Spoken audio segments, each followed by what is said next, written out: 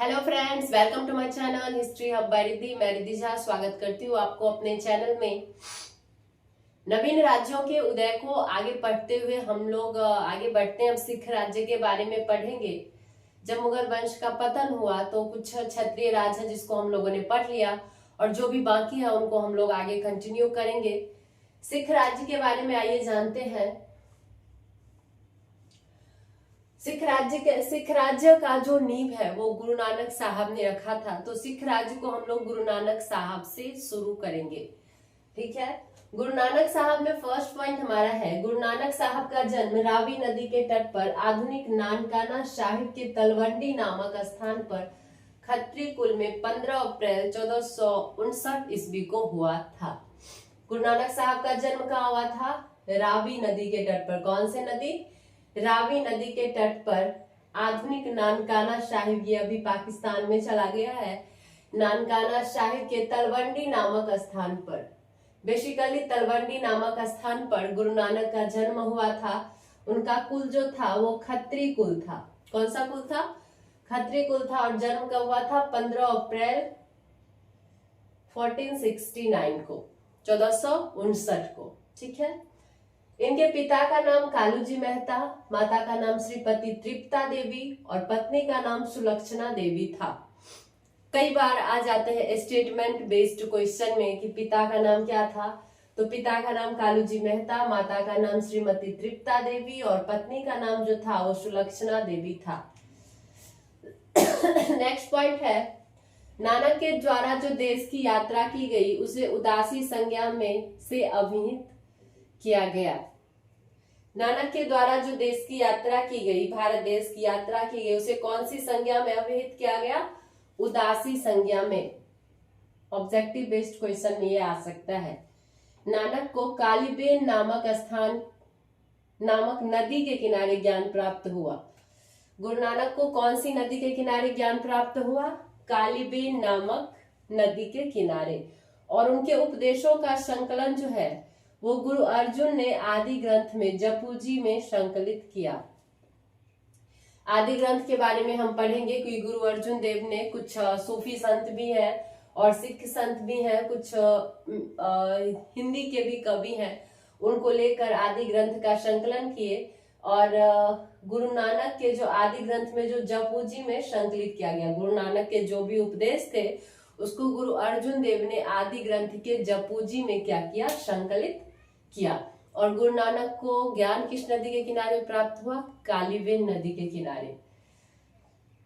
Basically क्या है, जब हम लोग सिखों के बारे में, सिख गुरुओं के बारे में पढ़ते हैं, तो चूंकि हम लोग हिस्ट्री के स्टूडेंट रह चुके हैं तो हम लोग शुरू से ही गुरु नानक, गुरु सिख, गुरु अर्जुन, गुरु गोविंद सिंह, बेसिकली गुरु गोविंद सिंह और गुरु नानक के बारे में पढ़ते हैं। तो हम लोग जब ये टॉपिक पढ़ते हैं तो बहुत सीरियस नहीं होते, थोड़ा इस चीज को लाइटली लेके चलते हैं। और यही चीज जो है वो एग्जाम में जाके एक कसर बन जाती है हम लोगों की, कि एग्जाम में क्वेश्चंस आते हैं तो हम लोग कंफ्यूज हो जाते हैं। छोटा सा टॉपिक है, हम लोग अगर थोड़ा सा इस पे ध्यान दे तो पढ़ सकते हैं। और कई बार एग्जाम में 2-3 क्वेश्चंस यहाँ से आते हैं तो हमें उन क्वेश्चनों को मिस नहीं करना है, ठीक है। गुरु नानक जो थे वो पुनर्जन्म और कर्म के सिद्धांत में विश्वास रखते थे। गुरु नानक पुनर्जन्म में भी विश्वास रखते थे और उनका यह भी मानना था कि जो हम कर्म करते हैं उसका फल हमें मिलता है। इस चीज में भी वो क्या करते थे? विश्वास रखते थे। कई ऐसे गुरु आएंगे जो कर्म में विश्वास नहीं रखेंगे या फिर पुनर्जन्म में विश्वास नहीं रखेंगे, लेकिन गुरु नानक जी जो थे वो रखते थे। गुरु नानक की मृत्यु जो थी वो 22 सितंबर 1539 को हो गई थी। 1539 में इनकी मृत्यु करतारपुर नामक स्थान में हो गई। तो गुरु नानक का काल क्या से क्या रहा? 1659 से 1539, ठीक है। कई बार क्रोनोलॉजी में 5 सिख गुरु दे देंगे और बोलेंगे उनका जो क्रम था गुरु बनने का उसको लिखिए, तो हमें ये भी ध्यान में रखकर चलना पड़ेगा। गुरु नानक की मृत्यु 22 सितंबर 1539 में करतारपुर नामक स्थान पर हुई। अब गुरु नानक किसके किसके समकालीन थे? समकालीन का मतलब होता है कि किसके किसके समय में थे। ठीक है, कि एक ही समय में रहने वाले, एक ही काल में रहने वाले व्यक्ति, फेमस व्यक्ति। ठीक है, गुरु नानक जो थे वो इब्राहिम लोदी, चैतन्य महाप्रभु, कबीर दास के समकालीन थे। किस किस के समकालीन थे? इब्राहिम लोदी भी फेमस था, चैतन्य महाप्रभु भी फेमस थे, कबीर दास भी फेमस थे। इन तीनों के समकालीन जो थे वो गुरु नानक थे। गुरु नानक के समय में ही वो आक्रमण करता है ना बाबर। सिख के बारे में जो थोड़ा बहुत पॉइंट बचेगा वो हम लोग मेडिवल हिस्ट्री में भी पढ़ेंगे, उसमें भी ये पॉइंट है। इनकी मृत्यु जो थी वो हुमायूं के समय में हुई थी। मृत्यु किसके समय में हुई थी? हुमायूं के समय में। एक पॉइंट आता है, हजरत रब्बुल मजीज गुरु नानक की उपाधि थी। किसकी उपाधि थी? गुरु नानक की। हजरत रब्बुल मजीज जो थी वो गुरु नानक की उपाधि थी। नेक्स्ट पॉइंट हमारा है, गुरु ग्रंथ साहिब ही इसके संस्मरण, गुरु ग्रंथ साहिब जो थे वो इनके ही याद में बनाया गया और गुरु अर्जुन देव इनके जीवनीकार थे।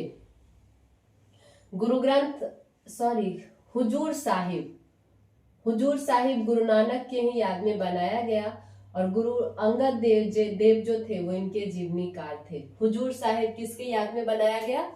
गुरु नानक के याद में, और गुरु अंगद देव इनके जीवनीकार थे। नेक्स्ट जो हमारा गुरु होंगे वो होंगे गुरु अंगद, और गुरु अंगद का जो काल होगा वो होगा 1539 से 1552।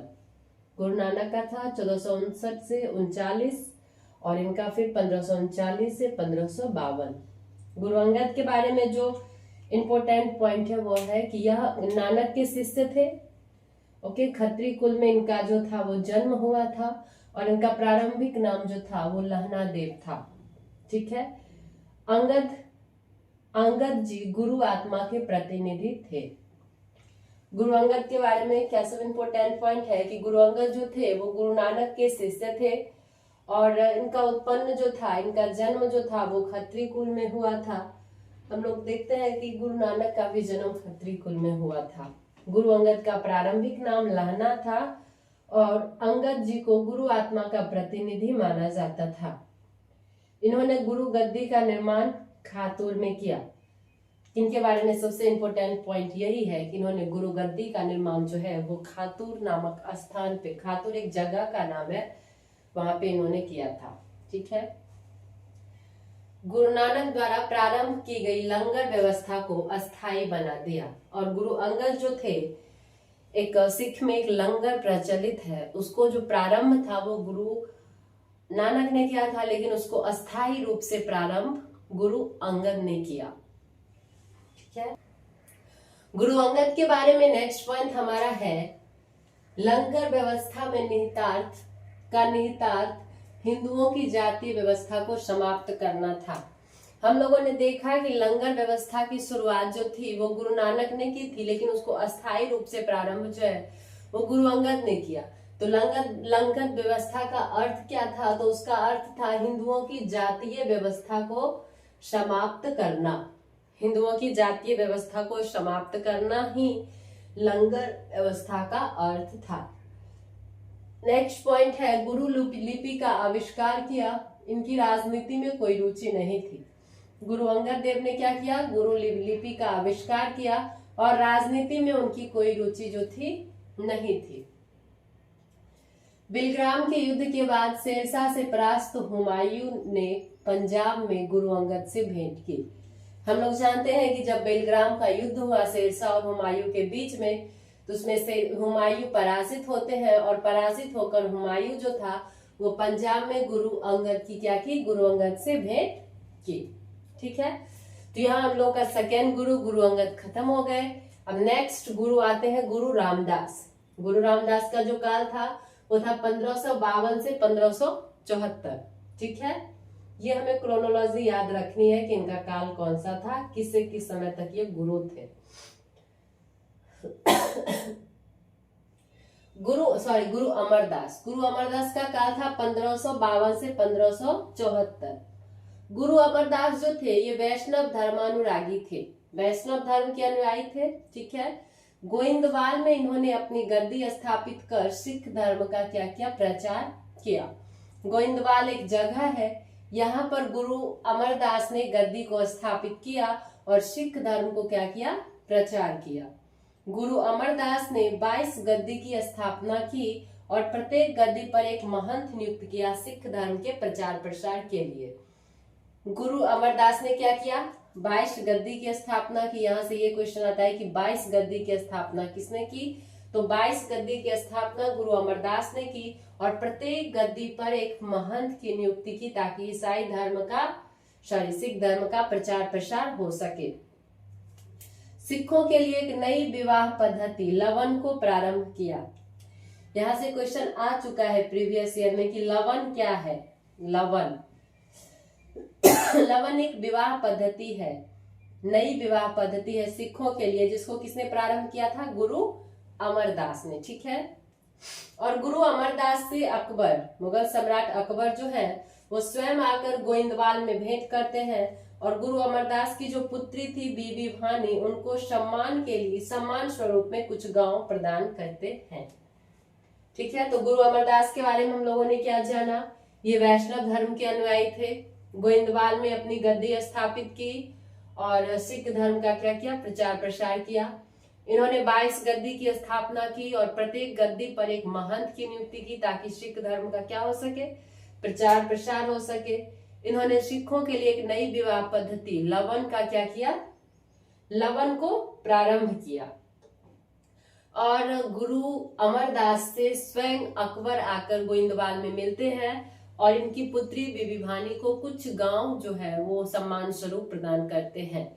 गुरु अमरदास के बारे में इतना फैक्ट अगर हम जान ले तो बहुत है। नेक्स्ट गुरु आते हैं गुरु रामदास, 1574 से 1581। ठीक है, 1574 से 1581। ये गुरु अमरदास के शिष्य और दामाद थे। गुरु रामदास जो थे ये गुरु अमरदास के शिष्य भी थे और दामाद भी थे। अकबर ने इन्हें 500 बीघा भूमि प्रदान की और इसी जमीन पर रामदास ने अमृतसर नामक शहर बसाया। अकबर ने इन्हें बीबी भानी से जब इनका शादी हो रहा था ना, तो अकबर ने इन्हें भेंट के तौर पर 500 बीघा जमीन दी गुरु रामदास को। तो गुरु रामदास ने इसी 500 बीघा जमीन पे क्या किया, अमृतसर शहर को बसाया। तो अमृतसर शहर को किस सिख गुरु ने बसाया, रामदास ने। किसके दिए हुए भूमि से, अकबर के। ठीक है, और गुरु रामदास ने क्या किया, अपने तीसरे पुत्र गुरु अर्जुन देव को अपना उत्तराधिकारी बनाया और गुरु पद को क्या कर दिया, पैतृक कर दिया। अभी तक हम लोगों ने देखा कि जितने भी गुरु 3-4 गुरु हुए थे उन्होंने अपने शिष्य को क्या किया, अपना उत्तराधिकारी बनाया। लेकिन गुरु रामदास ने क्या किया, अपने ही पुत्र, तीसरे नंबर के पुत्र थे गुरु अर्जुन देव, उसको अपना उत्तराधिकारी बनाया और गुरु पद को क्या कर दिया, पैतृक कर दिया। ठीक है, नेक्स्ट गुरु है गुरु अर्जुन देव, 1581 से 1606। इन्होंने सच्चा बादशाह की उपाधि धारण की। सच्चा बादशाह किस सिख गुरु की उपाधि है, गुरु अर्जुन देव की। 1579 में इन्होंने अमृतसर सरोवर के मध्य हरिमंदिर साहिब स्वर्ण मंदिर का निर्माण किया और इस मंदिर का शिलान्यास जो है वो कादरी संप्रदाय के मियां मीर ने किया। 1589 में क्या हुआ, इन्होंने अमृतसर सरोवर के मध्य हरिमंदिर साहिब या स्वर्ण मंदिर, दोनों एक ही है, का निर्माण किया। तो स्वर्ण मंदिर का निर्माण किसने किया, गुरु अर्जुन देव ने। और इसके शिलान्यास जो है वो कादरी संप्रदाय के मियां मीर ने किया था। सूफीवाद है ना, कादरी संप्रदाय, सूफीवाद, सूफी संत मियां मीर ने किया था। ठीक है, नेक्स्ट पॉइंट है तारन तरन, करतारपुर एवं गोविंदपुर नामक शहरों का बसाव किसने करवाया, गुरु अर्जुन देव ने। गुरु अर्जुन देव शहरों के भी निर्माता थे। इन्होंने तारन तरन, करतारपुर और गोविंदपुर नामक शहर का क्या किया, बसाव किया। इन शहरों के निर्माण में जो भी एक होता है ना वसूली, पैसे चंदा की तरह वसूली किया जाता है कि शहर का निर्माण हो रहा है, पैसे जो लेते हैं घर घर जाकर, उनको रामदासी कहा गया। जो भी धन एकत्रित कर रहे थे शहरों के बसाव के लिए उनको रामदासी कहा गया। और कुछ लोग उन्हें मसंद व मेवरा भी कहते हैं। तो कई बार मसंद व मेवरा शब्द का अभिप्राय क्या है, तो शहरों के बसाव के लिए धन एकत्रित करने वाले, ऐसा करके हम लोग कह सकते हैं ये एक नया शब्द था तो इसलिए मैंने सोचा बता दिया जाए। गुरु अर्जुन देव के बारे में नेक्स्ट पॉइंट हमारा है, उन्होंने अपने शिष्यों को आज्ञा दी कि वह अपनी आय का 10वां भाग धर्म की वृद्धि के लिए अर्पित करें। गुरु अर्जुन देव ने अपने शिष्यों को क्या कहा कि वो अपने आय का जो है वो 10वां भाग धर्म के वृद्धि में क्या करे, अर्पित करे। गुरु अर्जुन देव ने आदि ग्रंथ की रचना की, ये हम लोग पहले भी जानते हैं। अब आदि ग्रंथ में किनकी उपदेशों का संग्रह आइए जानते हैं। इसमें 5 सिख गुरु अर्जुन देव को मिलाकर जो पहले 5 सिख गुरु हो चुके थे, जैसे गुरु नानक, गुरु अर्जुन देव, गुरु अमरदास, गुरु रामदास और गुरु अर्जुन देव, 5 सिख गुरुओं का और 18 हिंदी संतों का क्या है, उपदेश को संग्रहण किया गया है। इसमें बाबा फरीद, कबीरदास, रैदास, नामदेव एवं रामानंद जैसे संतों का भी क्या है, उल्लेख है। तो आदि ग्रंथ की रचना किसने की थी? गुरु अर्जुन देव ने आदि ग्रंथ की रचना की। इसमें 5 सिख गुरु, 18 हिंदू संत और बाबा फरीद, कबीरदास, रैदास, नामदेव और रामानंद जैसे संतों के उपदेशों का संग्रह है। गुरु अर्जुन देव ने क्या किया, जब जहांगीर का एक विद्रोही पुत्र था खुसरो खां, हम लोग जब मुगल वंश पढ़ेंगे तो इसके बारे में जानेंगे, तो खुसरो खां को जब जहांगीर के प्रति उसने विद्रोह किया तो गुरु अर्जुन देव ने उसको कुछ आर्थिक सहायता भी दी और आशीर्वाद भी दी खुसरो खां को। तो इसी से नाराज होकर जहांगीर ने, चूंकि उसके विद्रोही पुत्र को इसने आश्रय दिया गुरु अर्जुन देव ने, तो उसी से नाराज होकर जहांगीर ने जो है 30 मई 1606 को कठोर यातना के बाद इसे बंदी गृह में मार डाला और यहीं से सिख और मुगलों का क्या होने लगा, टकराव होने लगा। जहांगीर के एक विद्रोही पुत्र था जो जहांगीर के प्रति विद्रोह करता था, खुसरो खां, उसको गुरु अर्जुन देव ने आशीर्वाद व आर्थिक सहायता दी और इसीलिए नाराज होकर जहांगीर जो था वो गुरु अर्जुन देव को बंदी गृह में मार डाला, घोर यातना देकर 1606 ईस्वी में। नेक्स्ट हमारे गुरु आते हैं गुरु हरगोबिंद, 1606 से 1644, ठीक है। इन्होंने सिखों को राजसत्ता के प्रतीकों को धारण करने की व्यवस्था की। इन्होंने क्या की, सिखों को राजसत्ता के प्रतीकों को धारण करने की व्यवस्था की।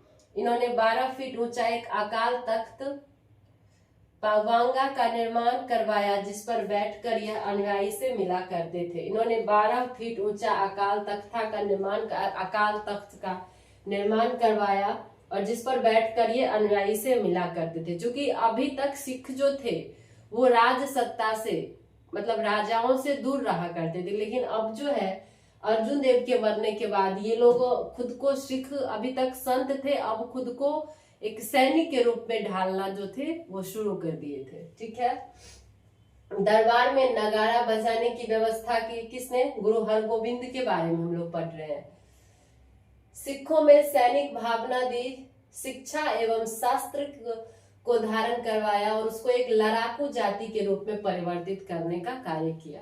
गुरु हरगोबिंद ने क्या किया, दरबार में नगाड़ा बजाने की जो पद्धति थी उसको शुरू की और सिखों को शिक्षा दिया, शास्त्र का ज्ञान दिया, शस्त्र का ज्ञान दिया और जो सिख अभी तक एक संत के रूप में थे उसको एक लड़ाकू जाति के रूप में परिवर्तित करने का कार्य किया।